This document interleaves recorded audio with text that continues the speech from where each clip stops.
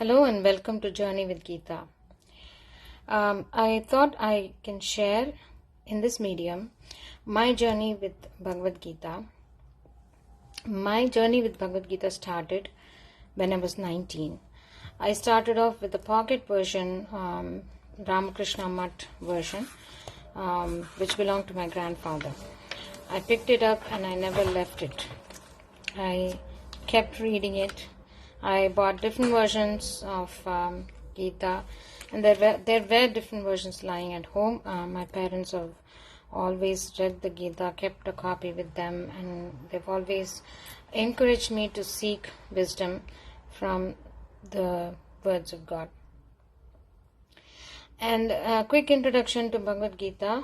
In Hinduism, there are three main sources of spiritual knowledge, one being Upanishad, two being Brahma Sutras, and third is Bhagavad Gita. These are called Prasthanatraya. These are the three main sources. Upanishads and Brahma Sutra are pretty complicated and very complex to understand. And Bhagavad Gita is essence of all Upanishads given in a very practical form.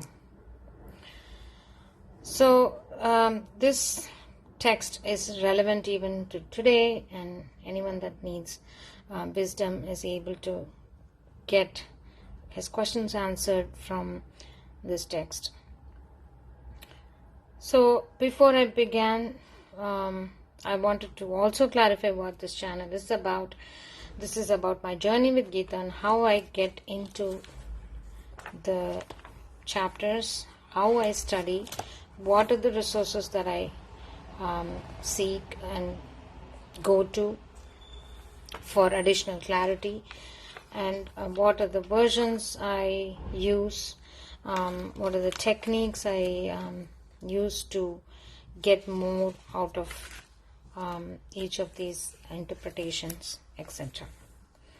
There are several interpretations, several philosophies. One is the Advaita philosophy, Shankara's commentary, and then there is Ramanujacharya, which is the Vishishta Advaita, and Madhva's commentary, which is the Advaita philosophy. I do not stick to one. I pretty much am fluid with the study. I try different versions. I try to find the underlying unity in there, and that's the point of everything, in my opinion, that there is a central teaching and that teaching does not change. The interpretations may vary here and there, but the point of Gita is always the point of Gita. So the other thing that I wanted to share is that this is the one that I'm currently studying. This comes in 3 volumes by Swami Ranganathananda from Ramakrishna Mutt. This is the volume 1, which has 4 chapters, and I'm on the 6th chapter in my current study. There are 18 chapters in Gita and 700 verses. Now, as I told you, I have different books. It does not mean this is my main study now, but that does not mean I would never refer any other. So if you look at this one, which was also one of my earlier versions, Tattva Vivechani. I had one copy during my childhood and young days back in my mother's house, which I used to study, and here I do all sorts of journaling. If you see, I have stuck tip-ins and I've done watercolors and stuff like that. So this is the Tattva Vivechani from Gita Press, which I also used previously for my study. The thing I do is I study with one and then I move on to others. Sometimes I go back and forth. And there's one more. There are several that I would show in my other videos. This is a new one from Swami Chidbhavananda. I had been wanting to get this for a long time, and it has Sri Ramakrishna's teachings also mentioned. Wherever there is a relevant Sri Ramakrishna quote, you would see that in this version, and that's what I like about this version. So I also journal from Gita. I take verses and I just write its meaning, and I make a prayer out of it and offer it to the Lord. That's one way. And the second thing I do is just straight up take verses and their meanings and write them. It's just straight scripture writing. There's no contemplation there.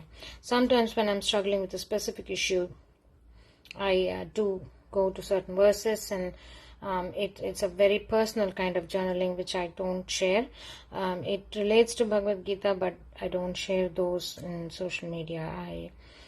I do such journaling also.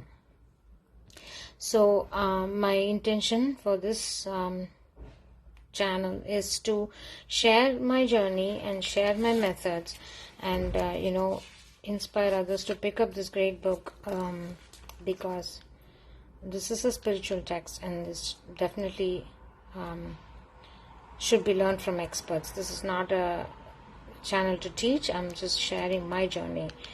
The main resource that I go to is videos from Swami Sarvapriyananda. I have, if I can, I'll also include a link. His playlist is my main go-to.